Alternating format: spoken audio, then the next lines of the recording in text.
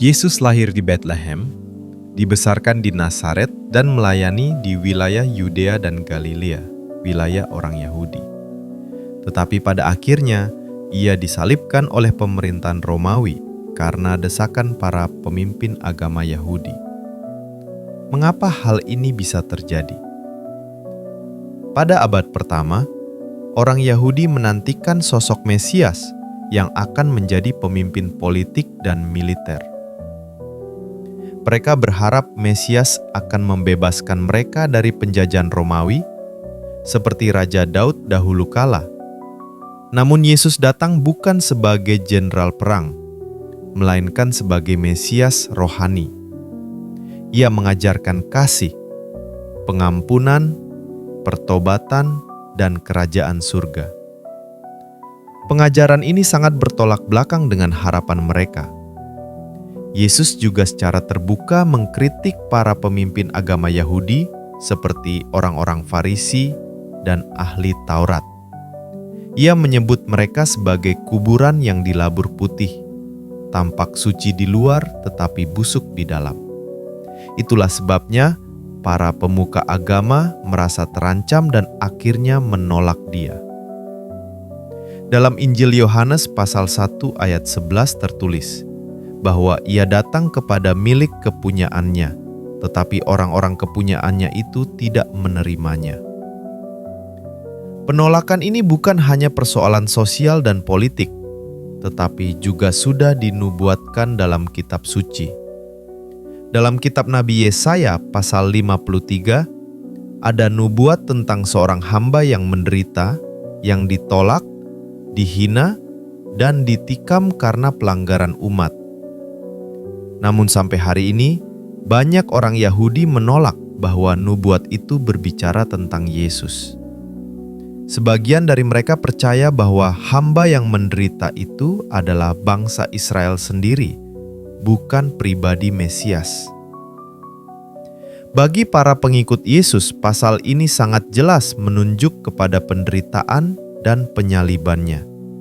Rasul Paulus dalam suratnya kepada jemaat di Roma pasal 11 menjelaskan bahwa penolakan Israel terhadap Yesus adalah bagian dari rencana besar Allah. Ia mengatakan bahwa sebagian orang Israel menjadi tegar tengkuk sampai jumlah orang-orang bukan Yahudi menjadi genap. Artinya, penolakan itu membuka pintu keselamatan bagi bangsa-bangsa lain. Namun kisah ini tidak berakhir dengan penolakan. Kitab suci juga menubuatkan bahwa suatu hari bangsa Israel akan menerima Yesus sebagai Mesias mereka. Dalam kitab Nabi Zakaria pasal 12 ayat 10 tertulis bahwa mereka akan memandang kepada Aku yang telah mereka tikam, dan mereka akan meratapi Dia seperti orang meratapi anak tunggal. Itu adalah gambaran pertobatan besar yang akan terjadi di kalangan bangsa Israel. Rasul Paulus juga menulis dalam surat Roma pasal 11 ayat 26 bahwa dengan cara demikian seluruh Israel akan diselamatkan. Artinya akan tiba waktunya ketika bangsa Yahudi secara kolektif akan membuka hati mereka kepada Yesus. Negara Israel berdiri kembali pada tahun 1948. Ini adalah keajaiban sejarah sekaligus penggenapan nubuat Alkitab. Kitab Nabi Yehezkiel pasal 37 menggambarkan tulang-tulang kering yang hidup kembali, lambang bangsa Israel yang tercerai-berai, lalu dikumpulkan kembali ke tanah perjanjian. Saat ini, walaupun sebagian besar orang Yahudi masih menolak Yesus, ada pertumbuhan signifikan dari orang-orang Yahudi yang percaya kepada Yesus sebagai Mesias. Mereka disebut sebagai orang Yahudi Mesianik. Jumlah mereka sekarang diperkirakan lebih dari 50.000 orang di dalam Israel dan terus bertambah setiap tahun.